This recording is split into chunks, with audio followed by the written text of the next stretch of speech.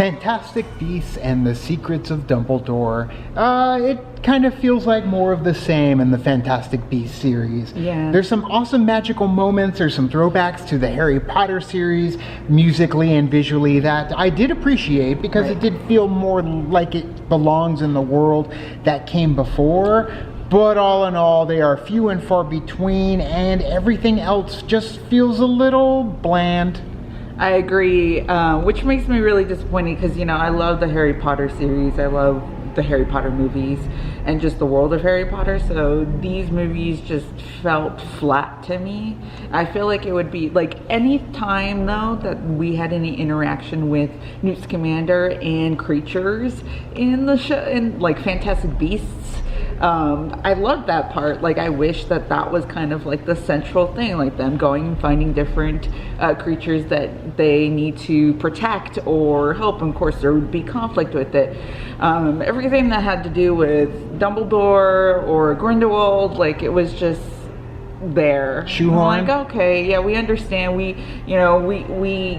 sort of know the story between Dumbledore and Grindelwald and all that kind of happened, and we're getting to see it play out here in the movies, but I feel like it's kind of already past that, to the point where it's like, I would rather see Newt going off and finding all of these awesome magical creatures, and maybe there'd be conflict between that because people, you know, want to sell these creatures on the black market, and it's just not good. So, but other than that, like you said, the magical moments that really hone in on that nostalgia of Harry Potter is great, because you're like, oh, that music is amazing, or these parts are cool because they're using these spells and stuff, which I really like. I also like the relationship between Jacob and Queenie. Like anytime they had their moments too, it's like, oh, like that was great. Dan Fogler definitely is a win once again for this entire series.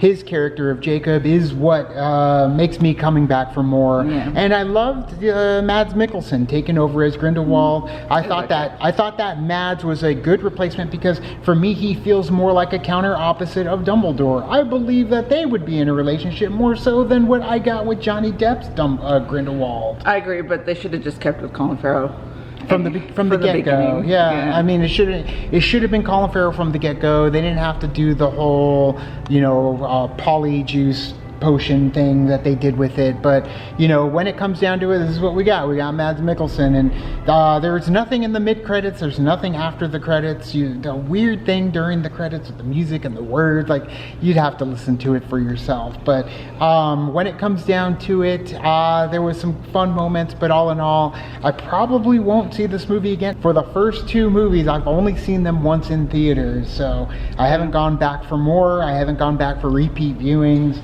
And it's probably going to be the same with this one. Yeah, and everything with Credence too kind of felt like pushed aside as well. And it was just kind of there. You're like, hey, remember that big reveal? Yeah. And there are some magical beasts, fantastic beasts in this one, and some really sad imagery from the get-go in the beginning of the movie. It gets pretty dark, but when it comes down to it, it was there, but it felt shoehorned in. The audience was digging the scene with the little scorpion characters, and when Newt does this little shimmy thing, you saw it in the trailer, but they were loving that part. The whole audience, everybody was laughing at it, and we leaned over to each other. We're like, man, they're having a good time. That's what you want, right? You want to have a good time. So, I mean, if you saw that in the trailer and you thought it was the funniest thing in the world, definitely check out Fantastic Beasts and the Secrets of Dumbledore. But yeah, I definitely recommend it if you are invested thus far in the series.